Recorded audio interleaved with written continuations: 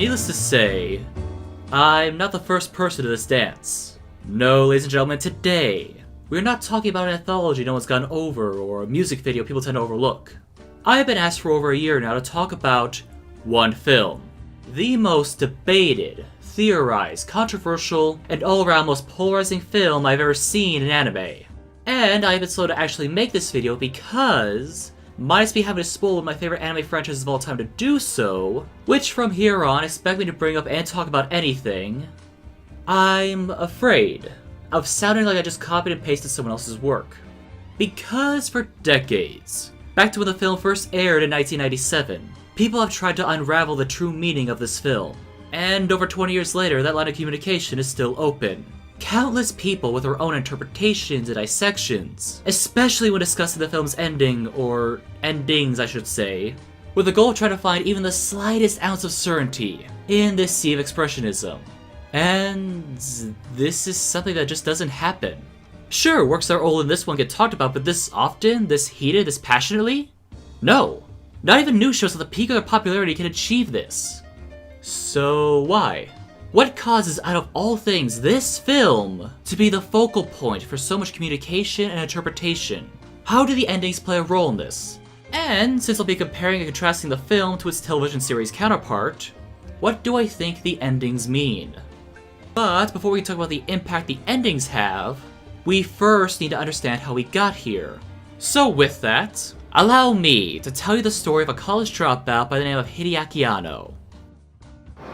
表現というのは基本的に欠落したものを埋めていく作業だという、それを人に伝えるための努力、自分をまともにしようとする努力、とにかくまともな手段で他人と関われない人たちがちょっとうがったことをしてなんとか自分と他人との間を保っている、それが表現というものだと思います。少なくとも僕はそうですね。アニメや映画をやることによって人と関わり続けることができる、そう思います。 Anno is one of the most iconic individuals the anime industry has ever seen.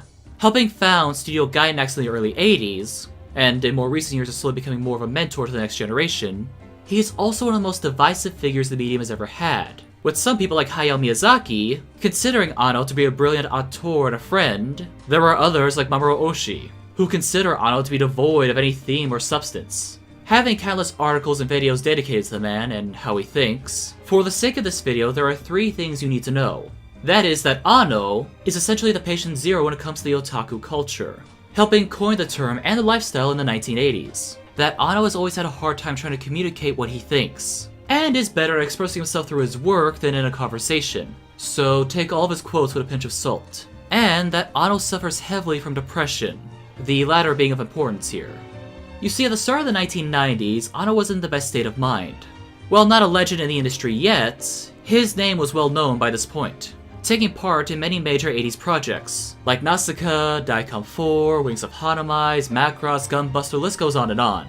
He earned the respect of his peers and soon their friendships, going from being a college dropout who was good at animating, to a director many would love to work for. Though, come the 90s, the projects he was working on he didn't enjoy, due to the lack of creative freedom, and the projects he was interested in, he couldn't get off the ground. This would go on for a few years, causing Anno to run away into the dark places of his mind. What didn't help was that this was happening post-Japan's economic bubble crisis, essentially comatosing televised anime for many years, and ultimately rocking Japanese society as a whole when it came to ideas of identity and self-worth. Though after years of this, Anno told himself that he would stop running. And so he did, ready to get back to what he loves to do. And it just so happens that Studio Gainax had an idea to create an original project to help stimulate the anime industry, invigorate it to the point of a renaissance, to give the project to Anno, to not only let him pick his dream team, but to give him complete creative freedom to do and create whatever he pleases. The Imperfect Storm project, where Anno ultimately drew, sweat, and bled his very essence into the animation cells to make a statement. That project's name was Eva. Neon Genesis Evangelion.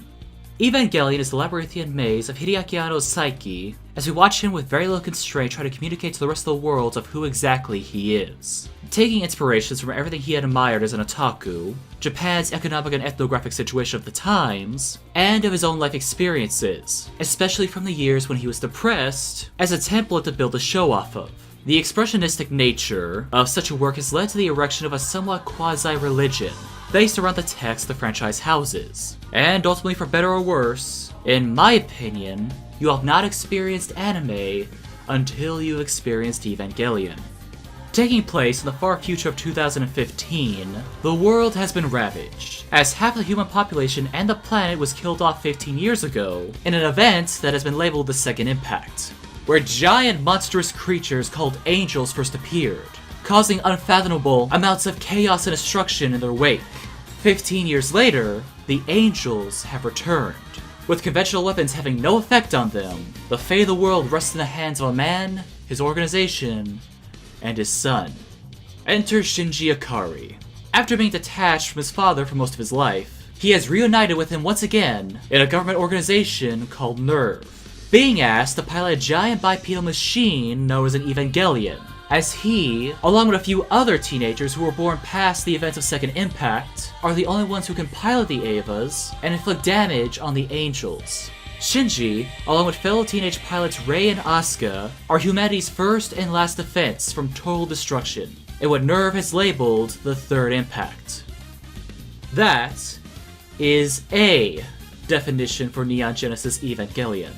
A few episodes in, and it's soon apparent Evangelion is much more than getting the robot Shinji. The show is Anno's frustration and misfortune with the otaku culture. It is a bleak satire and deconstruction of the mecha genre.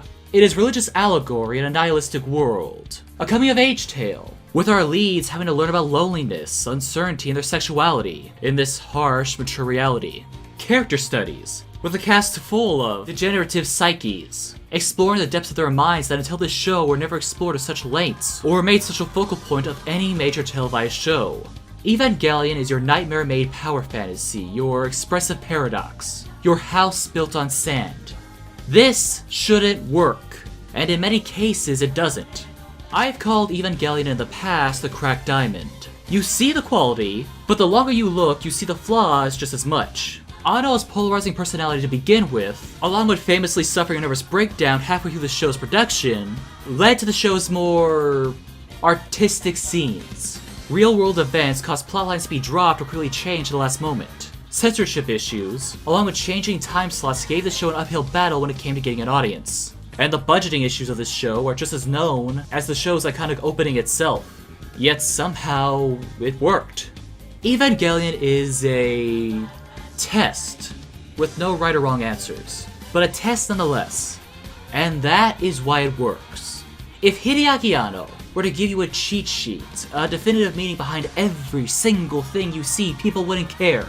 But the fact that this show asks its audience on a personal level to think with it, to try and solve its puzzle of meaning, especially on a platform that at the time, many would consider was only meant to entertain you, has made the show more than Anno could ever begin to imagine. A pillar for the medium itself. Many shows, whether in concept or creation, owe their thanks to Evangelion. And it's because of this that it is worthy of having its degree of communication. And then people got pissed. Look, I can understand as a filmmaker budgeting and time issues. If I had a limited time and money, I could make anything, but no one gets that. You only have so much, and sometimes even that gets taken away from you. So you have to do what you have to do. And to be honest with you, the original ending we got, I loved. The show makes it clear by the halfway point that the show is not about the giant Eva battles, or the government conspiracies, or even the fate of the world itself. These things are nothing more than props. The lights on a theater stage that keep your attention on the real conflict, the characters' minds.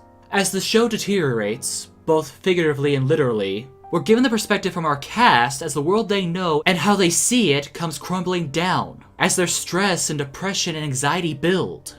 But since we had the first half of the show to get attached and to get to know them, before all of this happens, the transition, while noticeable, never feels out of place, ultimately leading to the final episodes taking place beautifully in our characters' minds. And instead of trying to solve every issue the show brought up, we turned the show into a therapy session for the characters, the show, and the whole medium itself. It's a powerful statement. And yes, you could bring up the fact this was only done because the main producers of the show pulled their funding, so Anno had to scrap the original idea for the ending for this one, but it still got the show's overall message across. In fact, I think Anno said it best. Evangelion is a story of repetition. It is a story where our protagonist faces the same situations many times over and determinedly picks himself back up again. It is a story of the will to move forward, even if only a little. It is a story of the resolve to want to be together, even though it is frightening to have contact with others, and endure ambiguous loneliness. And to get this message across, not with over-the-top effects or animation, but just with marker and paper. Having everything taken away from you, but still keeping your story, Anno's story, intact. I have to applaud this. But look, to play devil's advocate, yes. As a fan, I can understand being upset with a show that doesn't end the way I want it to. But guess what? Threatening to kill someone isn't how you express yourself. This is something that I can't believe I have to actually write down and talk about. That people got so lost in Evangelion. Did they think they had the sole right to say what should happen with the show? But when they didn't get what they wanted, they vandalized Gainax Studios and threatened to kill Hideaki Anno. Just to get what they want. Sadly though, this got to Anno. After putting everything he had, his very essence, into this project, this reception, this message, made his depression return.